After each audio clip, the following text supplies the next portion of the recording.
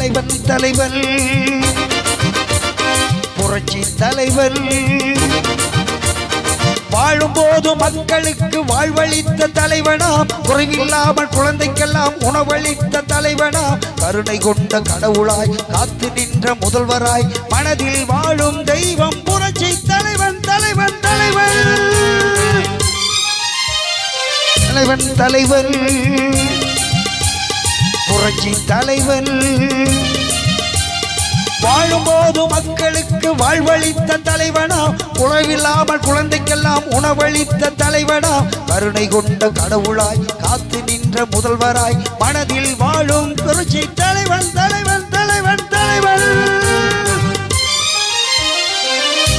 அதிமுக தொண்டர்கள் எதிர்பார்ப்பது என்பது பாரதிய ஜனதா கட்சி இல்லாத ஒரு கூட்டணி, ஒன்றுபட்ட அண்ணா திராவிட முன்னேற்ற கழகம், தொண்டர்களால தேர்ந்தெடுக்கப்படுகிற தலைமை, ஜாதி சமயங்களுக்கு அப்பாற்பட்ட இயக்கமாக அண்ணா திராவிட முன்னேற்ற கழகம் இருக்க வேண்டும்.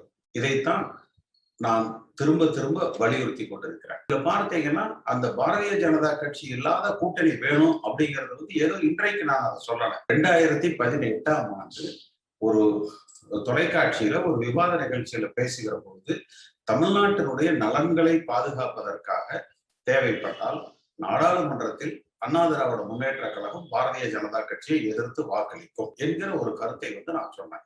அது எதற்காக சொல்லப்பட்டது என்றால், அண்ணா திராவிட முன்னேற்ற கழகம் என்பது புரட்சி தலைவர் எம்ஜிஆர் அம்மா அவர்கள் வழிவகுத்த கொள்கையில செல்ல வேண்டுமே ஒழிய பாரதிய ஜனதா கட்சியினுடைய ஒரு துணை அமைப்பாக செல்லுகிற பட்சத்தில் பாரதிய ஜனதா கட்சியால் தமிழகத்துல ஏற்படுகிற அந்த எதிர்ப்பு அலைகள் அண்ணா திராவிட முன்னேற்ற கழகத்தை பாதித்துவிட கூடாது.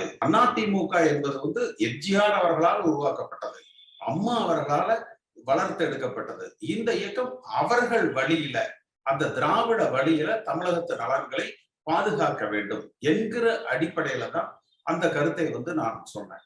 அப்படி ஒரு கருத்தை நான் சொல்லியதற்கு சில மணி நேரங்கள்ல இவர்கள் என்னை அதிமுக கட்சியை விட்டு நீக்கிவிட்டேன் என்று அறிவித்தார்கள். அதற்கு பிறகு பார்த்தீங்கன்னா சென்னையில அந்த தலைமைச் செயலகத்துல என்னை அழைத்தார், இயக்கத்துல நாங்க சேர்த்திட்டோம் என்று. சந்திப்புக்கு பிறகு அந்த சமயத்தில் எடுக்கப்பட்ட புகைப்படங்களை என்னோட பகிர்ந்து கொண்டார்.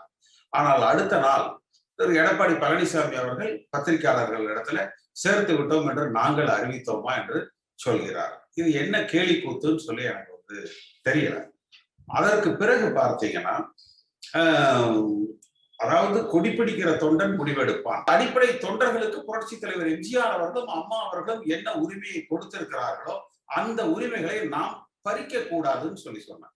அதை நாம் சொன்னதற்கு உண்டான காரணம் என்னன்னா, நீங்க சில அமைச்சர்கள் ஒரு பொதுக்குழுவுக்கு மட்டும் அந்த அதிகாரம் இருந்தால் நிச்சயமாக மத்திய அரசாங்கத்துல இருக்கிறவங்க அந்த சில அமைச்சர்களை கட்டாயத்தின் பேர்ல அது வழக்குகள்ல சிக்க வைத்து விடுவேன் என்கிற மிரட்டலின் பேரில் அந்த பொதுக்குழு உறுப்பினர்களை அழைத்து பாரதிய ஜனதா கட்சி சொல்லுகிற விதத்துல அந்த பொதுக்குழு தீர்மானங்களை வடிவமைத்து இந்த இயக்கத்தை சீர்குலைத்து விடலாம்.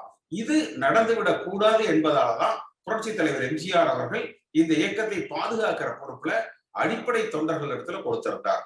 அதே போல பணபலம் படைத்தவர்கள் விலை கொடுத்து இந்த கட்சியினுடைய தலைமை பொறுப்புக்கு வந்துவிடக் கூடாது என்பதாலதான் அம்மா அவர்களும் அந்த பொதுக்குழுவுக்கு இந்த அதிகாரமே இருக்கக்கூடாது என்கிற அளவுல இந்த இயக்கத்தை வடிவமைத்திருந்தார். அப்ப பொதுச் செயலாளர் தேர்தல் தேவை என்று வழக்கு டெல்லி உயர்நீதிமன்றத்துல என்னுடைய வழக்கை அதை வாபஸ் வாங்க வேண்டும் என்பதற்காக என்னை சிறையில் விட்டார்கள், கைது செய்தார்கள். எதுக்காக என்ன கைது செய்தாங்க? எல்லோரும் அந்த வீடியோக்களை நீங்க பார்த்திருப்பீங்க. அந்த காவல்துறை அதிகாரி எவ்வளவு அநாகரீகமாக நடந்து கொண்டார் என்று. நீங்க புரட்சி தலைவர் எம்ஜிஆர் அவர்களுக்கும் எனக்கும் எவ்வளவு நெருக்கமாக, அவர் எப்படி என்னிடத்துல மிக அன்பாக இருந்தார் என்பதை இருக்கிற இந்த ஒரு வீடியோல நீங்க பார்க்கலாம். அவ்வளவு அந்யோன்யமாக ஒரு எதிர்காலத்துல என் போன்றவர்கள் இந்த இயக்கத்தை வழிநடத்த வேண்டும் என்கிற விதத்தில் என்னையெல்லாம் புரட்சி தலைவர் எம்ஜிஆர் அவர்கள் உருவாக்கினார். அப்படி புரட்சி தலைவர் எம்ஜிஆரால உருவாக்கப்பட்ட என் போன்றவர்கள் இது போல அவரால் உருவாக்கப்பட்ட இந்த கட்சிக்கு, துவக்கப்பட்ட இந்த கட்சிக்கு அவரால் உருவாக்கப்பட்ட விதிகளின்படி நடக்க வேண்டும் என்று சொன்ன காரணத்திற்காக என்னை கைது செய்து சிறையில் அடைத்தார்கள். இருந்தாலும் கூட அந்த சிறையிலிருந்து வெளிவந்த உடனே நான் சொன்னது கூட, நீ 1000 முறை இதை செய்தாலும் நான் என்றைக்கும் அண்ணா திராவிட முன்னேற்ற கழகம் தான். புரட்சி தலைவர் எம்ஜிஆர் வழியில அதிமுகவை வலிமைப்படுத்துவதற்கு, அதிமுக தொண்டர்களை ஒருங்கிணைப்பதற்கு, அதை நோக்கித்தான் என்னுடைய செயல்பாடுகள் இருக்கும்னு தான் சொன்னோம். பாரதிய ஜனதா கட்சிக்கு பின்னால நிக்காம ஒன்றுபட்ட அண்ணா திராவிட முன்னேற்ற கழகமாக இந்த தேர்தலை நாம சந்தித்திருந்தால், திமுக ரொம்ப பலவீனமான நிலையில இருக்கு. இன்னைக்கு திமுக ஒரு பெரிய ஒன்றும் வலிமையோட இல்ல, அவர்கள் பலவீனமா இருக்கிறாங்க. இவங்க அதை சரியா எதிர்கொள்ளாத காரணத்தினாலதான் அவர்கள் அதை வெற்றி பெற்று விடுவோம் அப்படிங்கிற அந்த நம்பிக்கை அவர்களுக்கு இருக்கு. இந்த தேர்தல் இப்ப 6ஆம் தேதி தேர்தல் இருக்கு.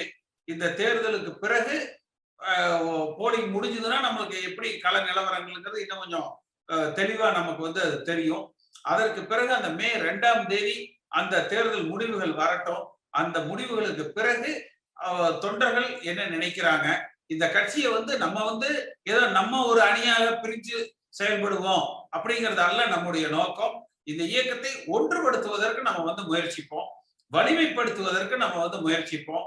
ஒன்றுபட்ட அதிமுகவாக பாரதிய ஜனதா கட்சி இல்லாத ஒரு கூட்டணியில தொண்டர்களால ஒரு தலைமை எடுக்கப்பட்டு ஒரு வலிமையான அதிமுகவை உருவாக்குவதற்கு நம்மாலான பணிகளை செய்வோம். என்னுடைய நன்றி கலந்த வணக்கம்.